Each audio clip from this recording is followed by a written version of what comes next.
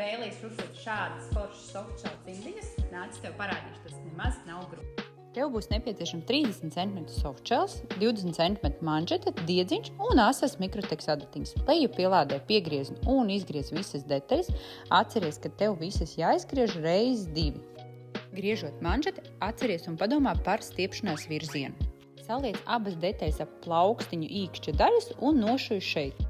Nogriez liekās maz, man patīk apgriezt maksimāli maziņas, lai bērnam netraucētu cimdiņiem. Savieno īkšķa daļu ar plaukstiņas virspusīti kopā un nošuj gariņķi, atstājot apakšiņu tukšu. Rezultātam jābūt kaut kam šim. Tagad sagatavo manžetīti, sašuj ar zigzagu. Izgriez manžetīti uz labo pusi un salāgo vīlītes.